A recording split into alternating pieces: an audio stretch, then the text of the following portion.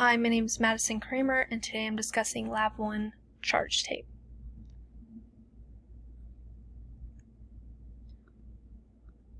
So for the introduction, we have our main goal to determine the amount of excess charge on a piece of charge tape alongside the interaction between two pieces of charge tape. And our main purpose is to better understand the principle of charge, specifically within the interaction of point charges and line charges. We have some key principles I want to go over. The first is Coulomb's law. It's a quantification of the electric force present between two charges, i.e. the tapes, based on a specific distance between them. We then have the force of gravity, a downward force on objects exerted by the mass of Earth. Electric fields, which are an electric property intrinsic to all charged objects that's exerted on the surroundings. And Newton's second law, which is the net force of an object is mass times acceleration, or F equals ma. For the first procedure, we created charge tape using a piece of U-tape and a piece of base tape. These pieces of tapes were 0.2 meters long. Then we tested the charge tape by bringing objects close to the charged tape, such as a hand, book, another piece of tape, and a charged pen. For the second part of the procedure, we created a piece of floating tape. We created two pieces of U-tape, but one was suspended between two objects and the other was held parallel beneath it. We then moved the parallel piece closer and closer until we deemed it floating and recorded that distance. The goal of that was to determine the amount of excess charge to create this floating effect. U-tape 2 was the system, U-tape 1 was the surroundings. The first computational model we made was the tape modeled as point charges. This is where the point charge was deemed in the middle of the tape. Some notable things here is that the charge of the tape was positively charged. There was an electron deficit in tape B, and the ratio of deficit electrons to atoms was a very small ratio. For the second part of the computational models, we had the tape modeled as line charges. As you can see, the spheres represent a ton of different charges along the length of the tape. Then we have the magnitude of electric force pointing upwards, and the magnitude of gravitational force pointing downwards. It's important to note that the magnitude of electric force was positive.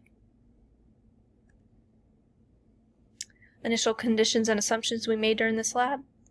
Each U-tape should be treated as a single point charge located at the center of the corresponding piece of tape. This is for the point charge part of the experiment alone. Air resistance should be negligible. Each U-tape is charged equally, and each U-tape has charge distributed equally across the surface. Observations we made with the hanging tape. The hanging tape was attracted to neutrally charged objects, such as the book in the hand, as well as positively charged objects, such as the other piece of tape.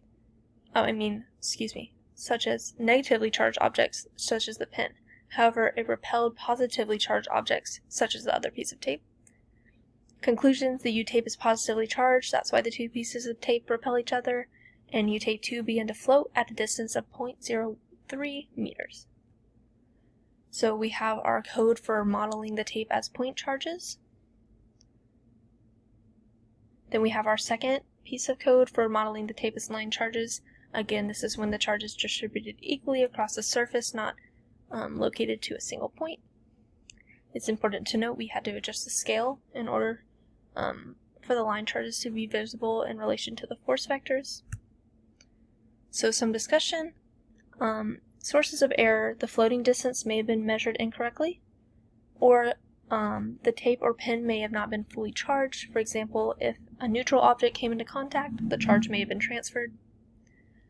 Some discussion: if the charge of electrons and protons was reversed, what would happen? Repulsion would still occur because the tapes would go from both being positively charged to both being negatively charged, so they would still repel each other because like charges repel while opposites attract. The second question I want to go over, does a line charge model or point charge model better model the computational value of Q? It would be a line charge model because it spreads out the charge of the tape over its entire length, which is realistic because charges are not isolated to specific positions. So some conclusions I want to begin to go over. U-tape 2, the floating tape, was found to have a positive charge.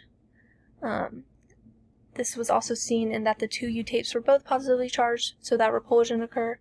Again, like charges repulsion, opposite charges attraction. And then using a point charge model is useful to help visualize electric fields. However, it's less realistic compared to a line charge model, which more accurately represents the nature and value of charges.